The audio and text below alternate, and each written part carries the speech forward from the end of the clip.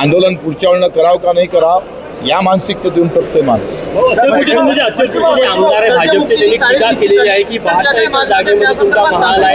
हे मला वाटते तेरवीत लग्नाचं आमंत्रण देत नसते तिच्यानं हा विषय आजचा विषय इतका चांगला आहे. पुन्हा एबीपी माझा नाव नको त्या विषय तर काढण्यासारखं तुमचं अधिक नाव पहिलेच बदलाम आहे. आता ते कशाला बदलाम करतो. एबीपी माझा नेहमी बीजेपी माझाचाच प्रश्न आणतो.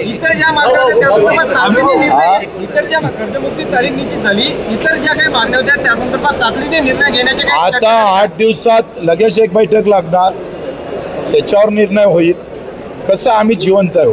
माझ्या आयुष्यात 3,500 आंदोलन आहे. 350 गुन्हे दाखल आहे बच्चू कडूवर.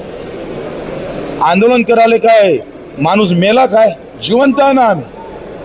मला समजत नाही का तुम्ही आता काय थांबणार आहे का हे होणार आहे का असं कसं काय. आम जिंदा आहे ना अभी. एक प्रश्न असा आहे 30,000 कोटी रुपयापेक्षा जास्त पैसे लागतील कारण की एनपीए जे झालं आहे 30,000 कोटी रुपयापेक्षा जास्त आहे. त्यातले श्रीमंत शेतकरी काढले तरी 15-20,000 कोटी रुपये लागतील. सरकारला लोन घ्यावं लागेल. काय चर्चा झाली बैठकीमध्ये. माझं काय मत आहे त्यांनी आर्थिक कारण सांगितलंच. आर्थिक कमजोरी आहेच. म्हणजे वामनराव चढर साहेबांच्या भाषेत जर सांगितलं तर जर खाले पैसे नाही आहे सरकारकडे हे त्यांचं नेहमीचं वाक्य असतं. त्याच्यानं अशा सगळ्या व्यवस्थित हमारा जो दणका रहा है आमचं जे दणका राहिला कर्जमाफी करावंच लागेल. जर 30 जून 2026च्या आत जर कर्जमुक्ती जर झाली नाही सरकारला सड़ो की पड़ो केल्याशिवाय राहणार नाही. ज्या खडी रहेंगे सरकार वाह धुएंगे हम.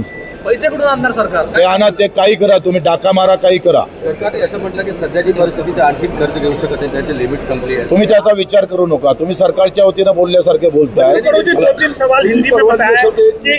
तुम्ही ते द्या.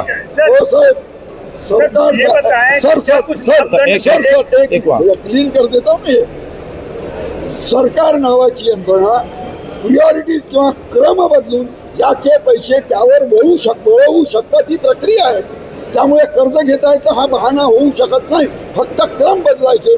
चॅरिटी बिगिन्स ॲट होम असा विचार करायचा. घेऊ शकत नाही म्हणून नाही म्हटलं नाही का सरकारने म्हटलं नाही असं पण आम्हीच सांगितलं क्रम बदलायची तशी करा आणि तुमचं कमिटमेंट